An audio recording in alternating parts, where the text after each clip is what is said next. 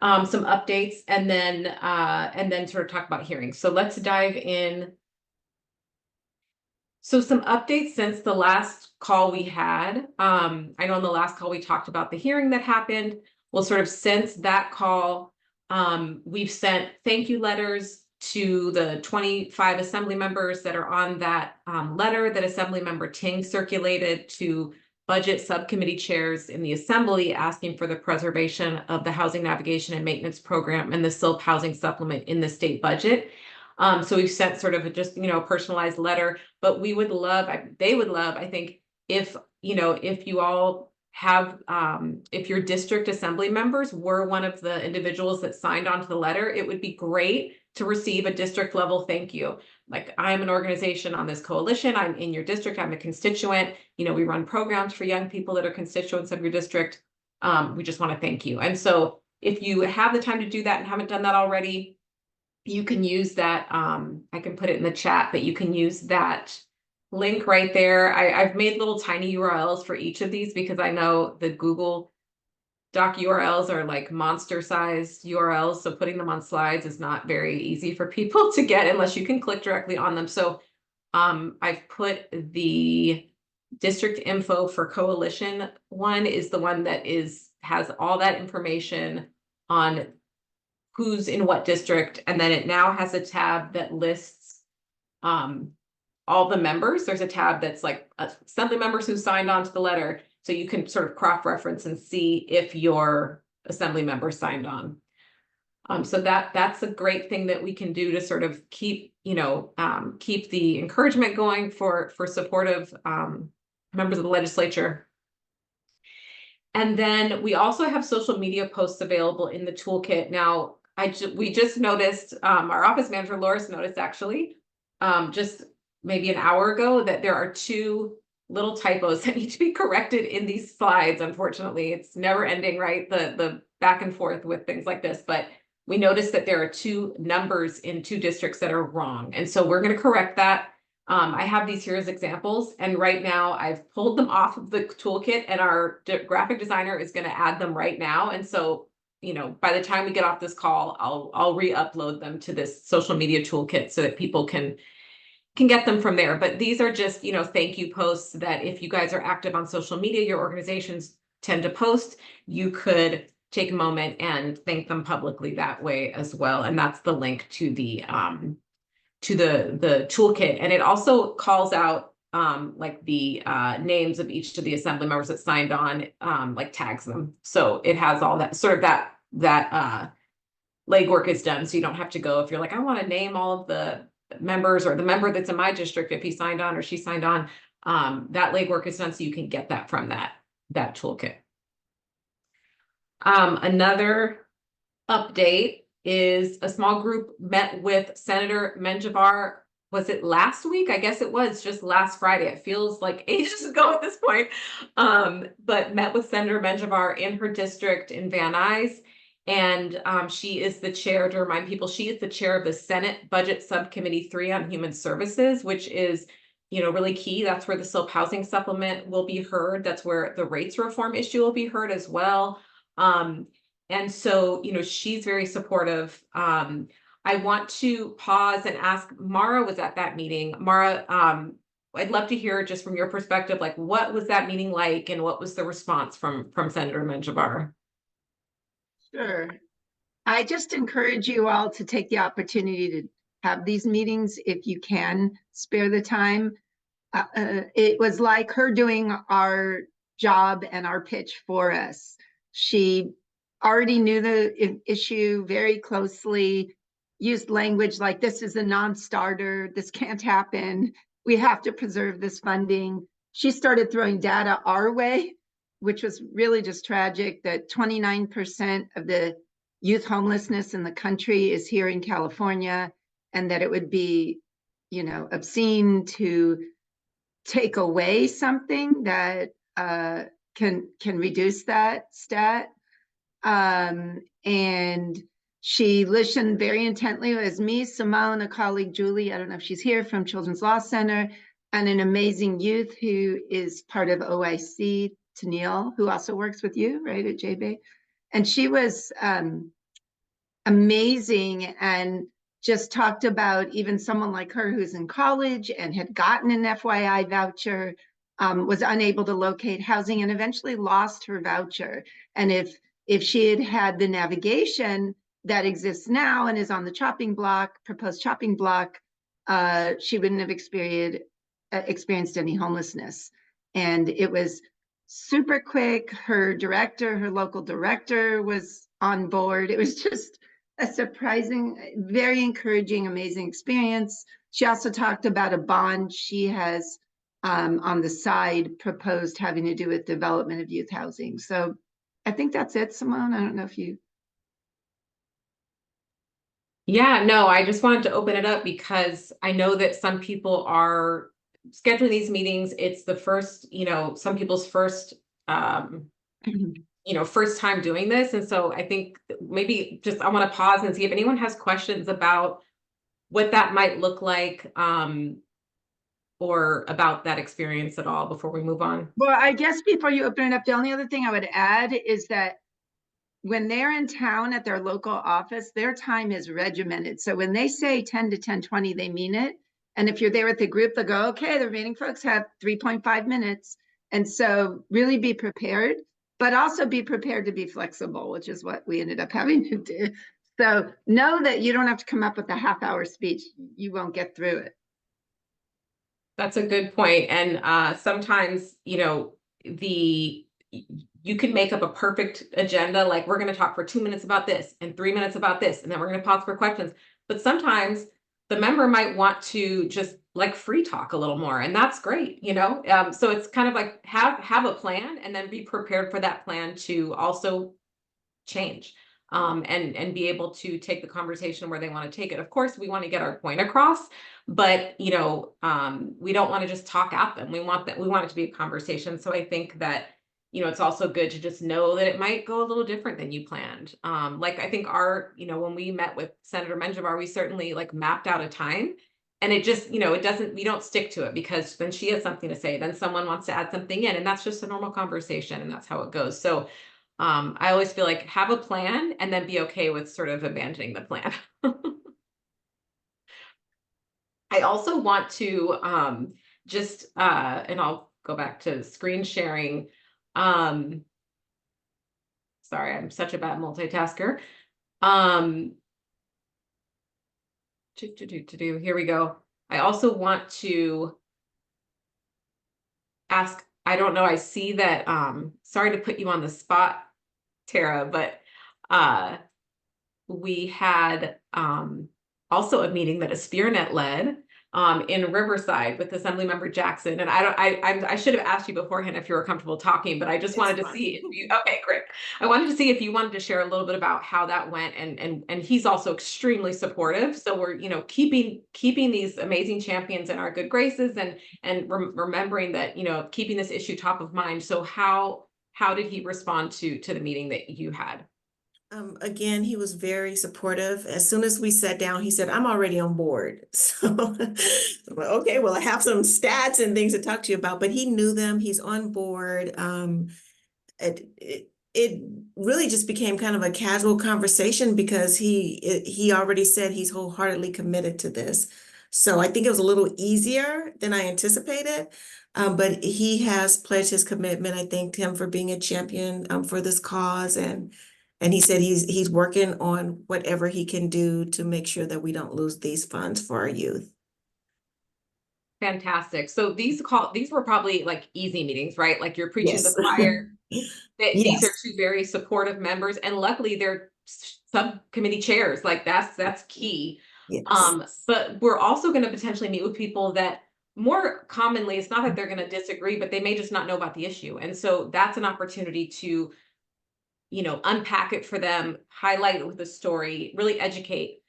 Because most members of the legislature are not going to say, I'm against this. They're going to, be on board in terms of thinking it's an important issue, but it's about like bringing it to top of mind, giving them local district examples. So again, I'm going to go back to this previous slide because it had the Senate information, but we're still looking for Senate champions. So if you can schedule meetings with senators in your, it could be in person in your district, but that is going to be very hard this time of year. They're usually only in their district kind of on Fridays really, and their time is pretty spoken for. So more likely you'd get a meeting with staff via Zoom, which is great, good and great. So if you can get those meetings scheduled, I'm happy and would love to join those. You can either text or email me about scheduling availability or go ahead and schedule. We'll just try to make it work. So we're still looking for those. Again, this document, I'll pop this into the chat, this URL, but this is the same one that I popped in earlier. But go ahead and schedule those. And there's some, again, I'm a terrible multitasker here. Okay, there's instructions in there for scheduling and email script and all of that information. And if you have questions, feel free to reach out. So moving on to one, I think we have 2 more updates, and then we'll move on to talk about hearings. For those that attended that March 14th hearing about the housing navigation and maintenance or where the housing navigation and maintenance program was considered, you all saw and raised, I think it was folks from Lutheran Social Services raised this, like, what are the comments that the committee members are making about this program? And there was about 3 or 4 questions that they asked that were answered by the Department of Finance or by Housing and Community Development Department that, they provided their answer. And then if there's an opportunity, because we can interface with these committees and with these departments, to also provide supplemental information in response to those questions. That's why it's a public hearing. And so we provided a memo to the committee members and the Legislative Analyst's Office and the Department of Finance and Department of Housing Community Development, because those were the parties that were sort of present for that hearing and for those questions, just with some supplemental information in response to the questions that were raised by committee members. And one thing I want to flag, because this is new and we have been working on this, Andy and Amy, Amy's on vacation this week, but Andy's on the call, but Andy and Amy did a deep dive into HUD's public award notices and aggregated every award notice on FYI vouchers. We can't do it for FUP because it's a combination between family and youth vouchers, so we can't isolate the youth vouchers, so it messes the data up. But we could look at FYI only. We previously said 54% increase in all of the youth vouchers, and that is accurate based on our surveys of county child welfare agencies, and that's inclusive of FUP and FYI. But when we isolate FYI, we have administrative data, which is much more compelling to the legislature or the Department of Finance or any of these entities, because it's not survey data, right? It's administrative data. And the administrative data, is the smoking gun here. Like, we've seen a 91% increase in the number of FYI vouchers in California from 349 to 782, according to HUD, since this program, the Housing Navigation and Maintenance Program, was increased. And not all counties have necessarily, fully ramped up all of their spending annually, but there's been widespread acknowledgement that there is funding available for this purpose. And so counties have started to partner more frequently with their housing authorities and request more vouchers. So we've seen a 91% increase in vouchers. We've seen a 64% increase in the number of county child welfare agencies that are now partnering with housing authorities on FYI, from 11 to 18 counties. And then in terms of dollar amount, when you think of that federal housing assistance you get through these vouchers, that's jumped for FYI from 5.9 million to 13.1 million for our state. So that's some new data, and I just want to share it with folks. I can make it available in some other format if that's helpful, but I just thought that that was important to note, and that has been given to the committee, and we're going to develop a wider spread memo that's not specific to the answering those committee's questions, but that publicizes this data that will circulate as well. And then the last update, it's more of it'll be an update in about 24 hours, is that we'll be submitting feedback tomorrow to the Department of Social Services requesting amendments to their proposed foster care rates reform trailer bill language. This is what we raised last time, and that this trailer bill language would phase out the SILP housing supplement. So we know the money is being proposed for elimination by the governor's office, and part of the governor's administration are these state departments, and so this state department that is over foster care has to reform foster care rates. And so part of that rates reform unfortunately, would phase out the supplement. So we're kind of, I don't want to say we're fighting two fights, it's all one fight, but it's become multifaceted now. So we're fighting for the dollars, and we're also asking for amended language that would preserve the housing supplement and tie it to the new SILP rate. Essentially, the new care and supervision rate for youth and SILPs. And if you are an organization that is submitting feedback about this rates reform process, that is due tomorrow. Just flagging that for everyone. There's more information about this on DSS's webpage that's there on the screen, and I will put in the chat as well. And just to clarify, we're submitting feedback on a number of things regarding this this rates reform, but our kind of number one priority is asking for the supplement to not be phased out, the SILP supplement. So just to be clear on that. And then after we do that, we're going to also have some communication with key legislative stakeholders about our concerns about the reform effort, and what we like about it and what we'd like to see changed, particularly about phasing out the SILP housing supplement. So just wanted to let people know that that's moving. And now I want to turn to the hearings. This is the same. I know we've shown this table on every meeting. I know people are like, I've memorized the table. I know when the hearings are, but we just want to keep publicizing this. If you can attend these hearings, please note your availability in this form. And put this in the chat. I hope the chat show up.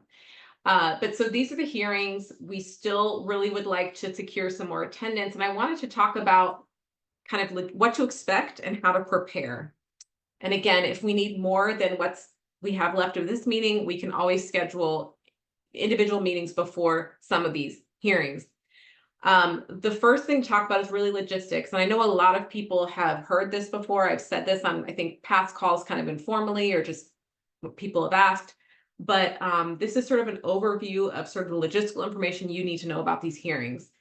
There's no more remote testimony. There was during COVID, which was in some ways nice because it was more inclusive. You could be a part of our, participate in our democracy from the comfort of your own home. We can't do that anymore. We have to take ourselves to Sacramento, but it is, I would say less complex. Sometimes the public testimony over the remote system was, you might get cut off. It had its challenges. So if you're there in person, you're definitely there. So that's the upside. Hearings are all held in Sacramento. Just to be clear, if you're going to come, it does mean traveling to Sacramento if you do not live in the area. And there are two spaces hearings are held. They're still held in the Capitol, but there's a lot of construction happening in the Capitol right now. So all of the members have moved to a space a couple blocks from the Capitol called the Capitol Annex Swing Space. And some hearings are being held in that space. So just note the address or the location on the hearing before you plan your trip to make sure you don't show up at the Capitol when you're supposed to be at the swing space. I usually block off like 3 to 4 hours per hearing.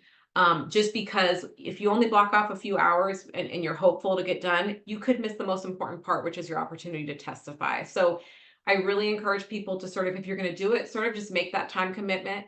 And then another thing to note about timing, some of the hearings say they'll start upon adjournment of session. Usually it's, like 9:30 a.m. or upon adjournment of session. That usually does not mean it will start right at 9:30. Sometimes it is delayed later in the morning. But it's important that we just, that we're there and and we're ready to go.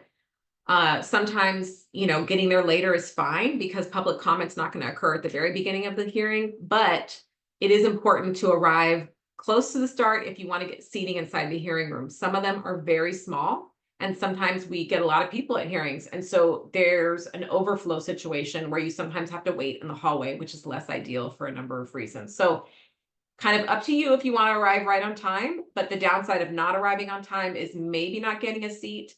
But I can text you if you are in the area and you can't make it for the whole hearing and you want to drop in for public comment. I can text people and say, we're 2 agenda items away, and then you can pop over. So if you want to do that, let me know, and I'll have a list of numbers in my phone to text. Professional attire is still practiced in the Capitol. If people don't have the right clothes, that should not stop you from attending. No one's going to No one's, it's not like a restaurant where they're like suit and, no, one of those, I don't know, old school restaurants where it's like you have to have a tie or something and you can't come in. It's not like that. You can wear whatever you want. But just to kind of, I want people to always know what's sort of the status quo or what's supposed to be. And people do tend to still dress professionally in the Capitol, particularly for young people. If they don't have formal attire, that is okay. We have young people show up all the time in like their college sweatshirt. That's okay. That's totally fine. Again, I don't want to deter people from attending because they don't have a certain type of attire, but I want people to know what to expect. And what you can expect is that people will be in suits or people will be in formal attire, work attire. All right. I think the only thing I didn't mention on here, two more things at the end there in the bullets. You can have as many people attend as you want from your organization, but just sort of know it sort of counts as one, like each organization sort of counts as one, I want to say vote, it's not a vote, but as one entity voicing their support. Now, we do suggest that you bring young people if they want to come, if they are comfortable and they want to come. We definitely don't want anyone to be coerced into coming that isn't ready to be there and do this, but we know a lot of young people are ready to go. They want to participate in the advocacy process. So by all means, please, this should be accessible to young people.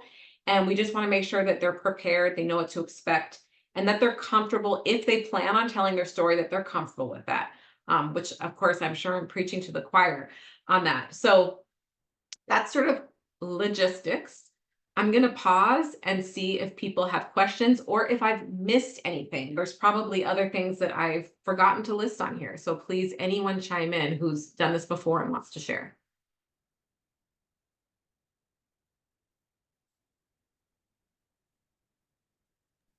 Hey Simone, this is Luis with the Spirit. Just real quickly going back to because I was driving to get my lunch when you guys were talking about the visits. Just to kind of add, I got the last part of what the woman was saying, that sounded like she had a visit, which is great, but is that you really never know what this could mean for the youth. I just want to add that part, just because yesterday's meeting that they had, there's a possibility for an internship for this young lady now. And I don't know if you remember a couple, well, not a couple, many years ago, when I took a group of youth to the governor's office. And then they ended up flying that young lady to the bill signing, the AB 12 signing ceremony to LA. And they bought her a car. I think she was a deputy director. I don't know what their titles are at the governor's office. They bought her furniture. You just really never know what this can mean for our youth as well. So I just wanted to throw that part out there. That's why it's also critical to, take our youth and above the obvious, right, which is the support for the bills that we're pushing for. Yeah, Tanil, who came with us to one of our youth advocates who came with us to the meeting with Senator Menjivar, I think she, Mara, what did she, or Julie, if you're on, what did she offer? We offered an internship with her. Yeah. Says if you ever want an internship, let us know. That's great. Wonderful. Yeah, that's a great point, Luis. It's good exposure. If a young person's ready for that and for that step in their life, I think it's a great opportunity for, it's all about who you know, right? So this is an opportunity to make connections with people that might have opportunities. Absolutely.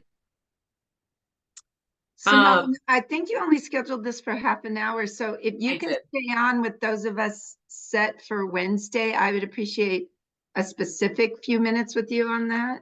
If anybody else. Absolutely. Okay. Absolutely. I have a slide that will speak to more the content preparation versus logistics. So what I'll do is I will, if anyone wants to stay on, I'll stay on and cover that. And then I think what we'll do, because we don't have quite enough time today, is at the next, let's see, if the next meeting occurs before the hearing after that, we can cover this at the next meeting. And if not, I can schedule a special prep time for anyone who's attending the hearings.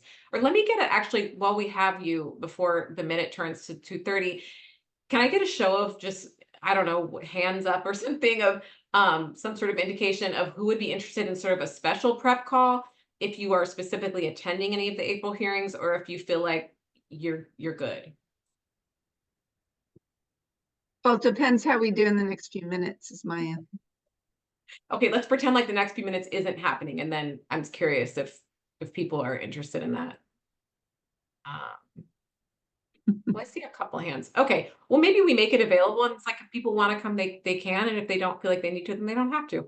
But I'll stay on for the next couple minutes with those who can, but for everyone who has to jump off or who's gonna jump off, thank you for attending, and I hope to see you all next on the 3rd, next Wednesday at the April 3rd hearing, where we'll cover the SILP housing supplement. And we are agendized for that hearing, so it will be a big point of discussion. We need lots of public comment on it. And if you RSVP on that link, I'll add you to the calendar invite, and that'll have all the information in the calendar invite as well. So I will jump to just this kind of content for those who are maybe attending on the 3rd or for future April hearing dates, and we can cover this and then we can cover it again if we need to. The public comment period obviously is the important part here. And Mara, I'll send, I know, or I don't know if you're taking pictures or if you just holding your phone, but I'll definitely send this out to people so that you have this. But kind of on the left side is the kind of bare minimum, meaning if there's not a lot of time, the left side is sort of all we're going to get. If we get more time, it's sort of the left side plus the right side of the screen. So for public comment, they will generally, there's a couple ways they do it. Some hearings, they take all public comment at the very end of the hearing. For some hearings, they take it after each agenda item, which kind of, I think, is a little more organized because you're able, you know that the people are speaking to that issue at hand. And it sort of breaks up the monotony of person after person after person. So I think it's like the last hearing, they did it that way. Hopefully they'll do it that way here too next week. But you always start your comment by stating your name, stating your organizational affiliation or connection to the issue. So if you have lived experience, you would, state that. Stating what your position is. So particularly if it's public comment at the very end, you have to be really clear what you're up there. If you just say, I'm in support of it, they're like, what it? There was 50 its, right? So even if it's right after the agenda item, I always just say that because it just makes it crystal clear what I'm supporting. So like for next week, it'll be the SILP housing supplement. So I'm here in support of the preservation of the SILP housing supplement. And then you can go into, if you have additional time, go into your sort of your more unique piece. So again, if they say just state your name and your position, that means they don't have time for public, they're trying to make this quick. So you get up there and you say what's on the left-hand side. If they say, we'll give everyone 30 seconds or we'll give everyone 1 minute, sometimes they'll do. They even did, I think, 2 minutes at the last hearing. Maybe it was, you can start by the 3 bullets there and then go into more information. So one thing is it's best to have a 30-second version and a 1-minute version ready. That's usually my advice. So that in the moment, you're not trying to cut through sentences and you don't get discombobulated. So you sort of just have your piece prepared. Then, it's not necessary to repeat what other people have said. So even if you have in your prepared remarks, all these like stats, for example, that probably other people might say already, particularly like we're going to be on a panel next week, like me and Wednesday, who I think is maybe still on the call. Yes, Wednesday's still on the call. We'll be speaking on a panel about the SILP housing supplement. So we'll share data. So don't feel the need to repeat that. I'd say use your time to share whatever unique information or story you have that you feel like is compelling. So person 1 is ideally like the person on the panel, or if there's no panel, the first person who gets up would probably state the scope of the issue, any related statistics. Ideally, then you get someone in maybe tells a personal story or their experience working with young people in this situation. So there's just some random examples here. This is not what people have to say, but this is just some examples on the slide of what someone may talk about. For the SILP, for example, someone might get up and say, I was in foster care a few years ago. I was in a SILP and I couldn't afford housing where I lived because the monthly payment wasn't high enough. And I experienced homelessness for 6 months. So that's a story we hear all the time from young people. If that's not your story, don't tell it. But, whatever connection you have to this issue, it may be a peer you want to talk about. It may be someone you work with, or whatever that story is, take that moment to tell that story. Then maybe person 3 identifies a special issue. For example, at the meeting with Senator Menjivar, Mara, spotlighted a very specific population expectant and parenting youth, you know, this is difficult for all youth. Let me highlight how difficult this is for the population that I work with that is expectant and parenting. So you could pick a corner, you know, to kind of focus on, like something very specific. You could talk about something local, particularly if there's people on the committee that are in your district. That's always key. In my county, it costs XYZ to live. I couldn't, you know, when we're 18, we can't afford that. So being able to speak to the local issue, but really anything that you think would be compelling for a member of the legislature to identify with that issue. So I'm going to pause and see if folks have questions or have anything you want to add. I'm not the only person on here who has experience in this, so I welcome other folks to share their knowledge and expertise as well. Mara. How many people are going to be there this Wednesday on the 3rd among our group? You know, I have a lot of maybes still, so it's hard to say. I think what I'll do is I'll get sort of confirmation from people, and then I'll send out a reminder tomorrow that sort of says, here's the number we have, and here's the number that we still need. But if you know people that might be able to attend, that would be fantastic. I know there's a group from LA that's organizing to come. Is anyone on the call in that group? Mara, are you with the Tay Action team? Are you kind of part of that organization? Yeah, but I'm the Tay Action Team person going. As far as I know, they weren't able to find any funding for youth. And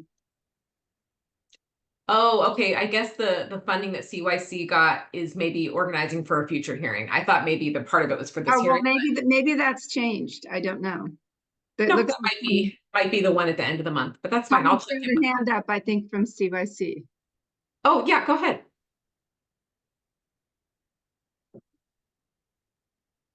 Maribe?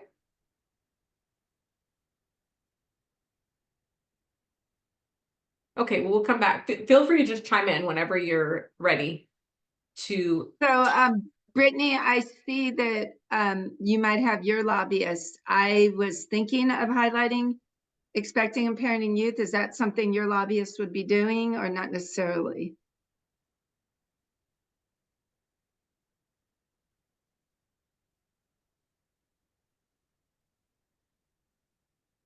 Sorry, was looking for the mute button. um, yes, and also the SILP housing portion of it also.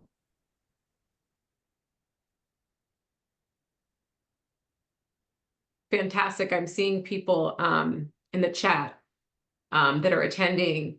So Daniel, I see Daniel B. Sueno.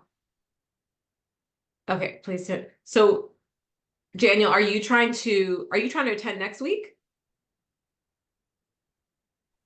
Yeah, I mean, if there's a way to get me there, of course, but I feel like there was trouble. I reached out to Patricia and I forget the other person, and they basically said that their hands are tied, which is a little frustrating, because it just seems like a lot of bureaucratic, stuff going on. But ultimately, to answer your question, yes, if I could get there, I'll go. Okay, let me I think I have two thoughts there. One is I want to check in and see what date CYC is organizing for. I think it may be at the end of next month.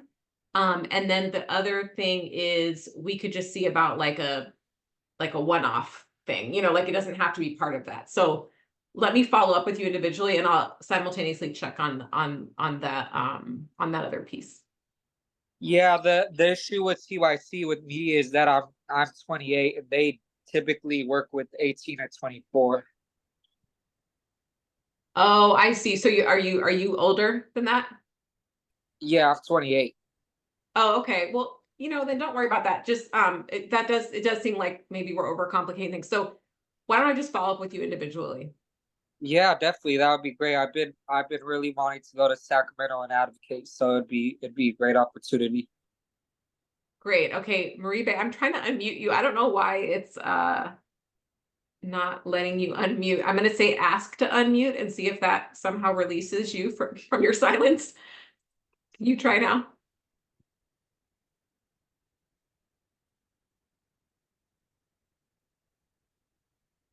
I'm sorry, Brittany, I don't, or Maribe, I don't know what's going on with tech, but, I don't know, you could try calling in, let's see, or feel free to chat. But I see, oh, and someone, Sid Stewart is saying we could support Daniel's transportation as an alum of Better Youth. That's awesome. Do you want to connect directly about that?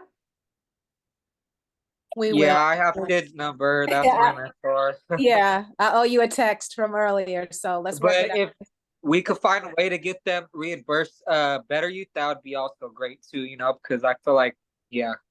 Yeah, We so can let's figure it do out. that. That'd be great. Like Sid, if you can help Daniel with like if you guys can coordinate and then invoice us and we'll get you the money. So that would be ideal.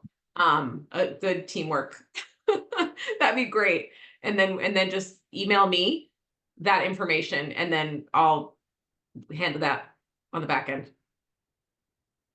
I promise. Brandy, did you want to jump in? Yes, so I work with Maribee. She is my supervisor here with California Youth Connection. So CYC is actually going to be heading up to the Capitol this Wednesday, and we are planning on taking a few youth from our organization as well. So not a few, quite a few. It's about 4-ish per region. It's a total of about 25 we're looking at, I think. Wow. That's Um, amazing. yeah, so we will be there along with all of our community advocacy community advocacy coordinators, myself included. I believe Maribee will be there as well. So yeah, about 20 youth.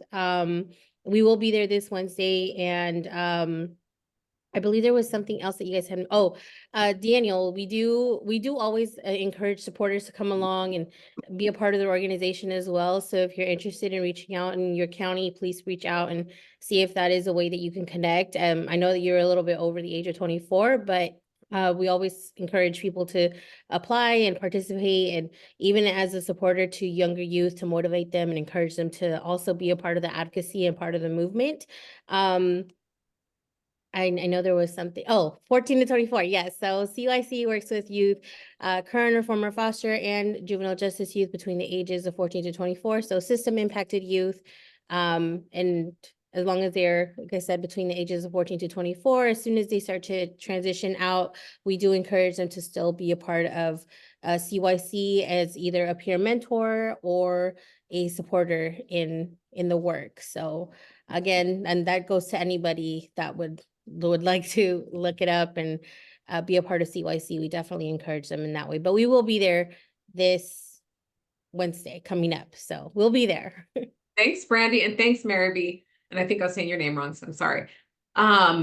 So yeah, so that's fantastic that you all are going to turn out on Wednesday. There's also, and I don't know if this is, you know how it is, there's like different groups talking about different things. Like, I don't know if my understanding, because there was the Specialty Family Foundation provided some funding to CYC through the Tay Action Team in LA, specifically to get used to one of the hearings to testify about this.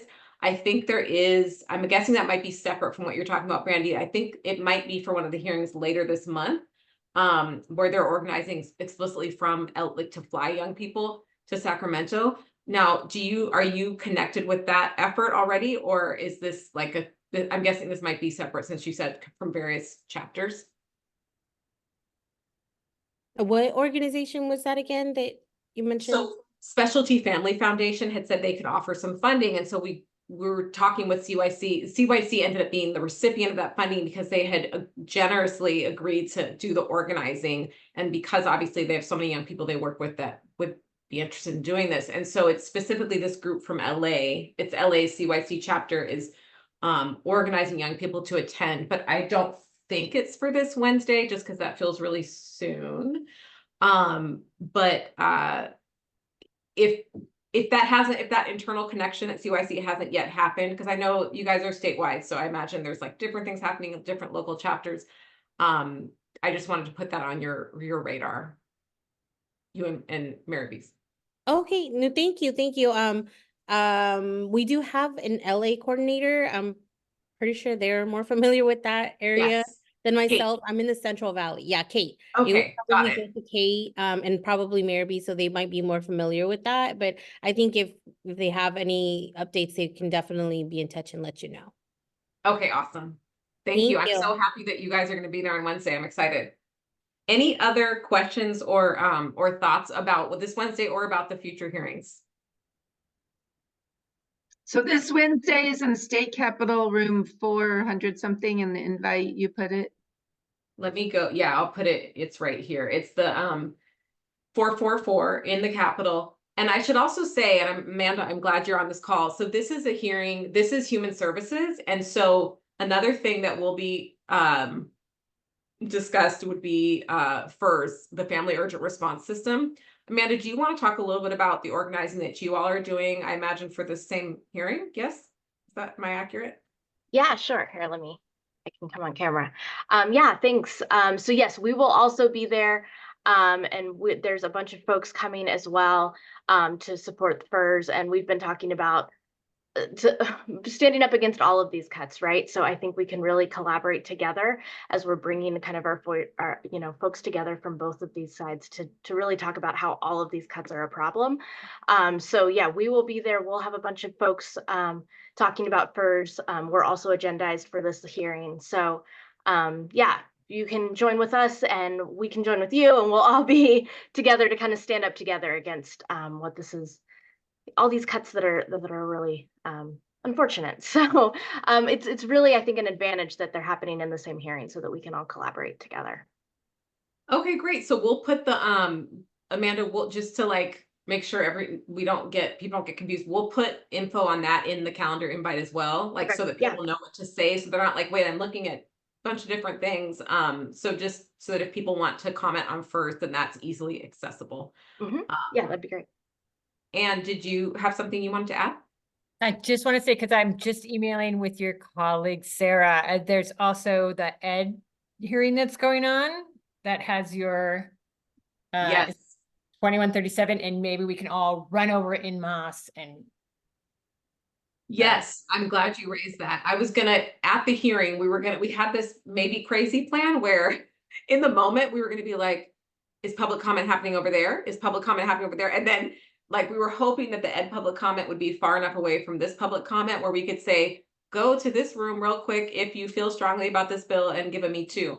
So we won't overwhelm people with the details now, but we may possibly provide people an option. Again, we're not going to tell you what to testify for, but if you want to support some ed bills, we'll tell you about them that day if testimony organizes itself correctly in terms of timing, and might be able to kill 4 birds with 1 stone. So or keep the birds alive, I guess, is a better way of phrasing it. But yeah, there's a lot going on that day. And they don't usually ask you questions when you testify, right? Because if they say, well, isn't this covered in the rates reform, we won't be put on the hot seat.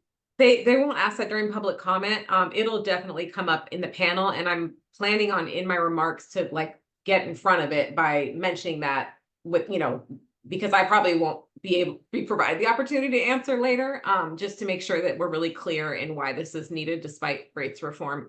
But it'll be an interesting hearing. I mean, there is a lot being discussed at this one. It'll be a juicy hearing. Simone, is there a place to grab food at the Capitol? Should we get something at the airport if we're flying in just before? Yeah, I think the Capitol cafeteria is still open. I'm thinking the swing space one is, but this isn't in the swing space. Who's been, is Kathy's not still on. I A would lot of it bring, does close bring at food. 2, It's not though. very good around there. Just bring food with you. Quite Yeah, honestly. it's not great. It's not Bring great. a sandwich. Okay, good tip. Thank you. But Anne, is the Capitol cafeteria still open during normal hours? In the swing space? No, in the actual Capitol. No, It's it's closed. I was just there on Monday. closed. Okay, that's what I thought it might be. But yeah, the food, there aren't great food opportunities. And because the cafeteria in the Capitol's closed, I would bring actually I would bring some snacks at least. That's a good point. Maybe I should bring snacks for people. All right, anything else? Any other questions? And I'm also available after this call to talk further if anyone wants to further prepare. Great job preparing us. We're ready. Let's do this and go, everyone who's coming up, the youth, 20 youth, and more. Yes. Excited to witness this. It's going to be amazing. Thanks, everybody. See you Wednesday if you're going to be there. All right. And remember, if you're not already added to the URL on the form, on the slide, add yourself, because then I'll add you to the calendar invite that has all the logistical information in one place. So don't forget to do that. And Okay. Simone, someone just put in chat, they want information from you. Rachel, yes. Do you want me to send you, do you want me to add you to the calendar invite?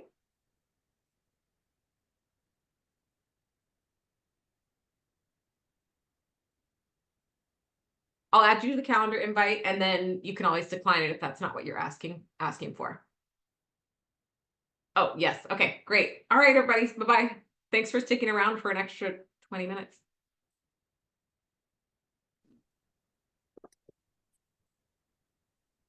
Hey, this is Rachel.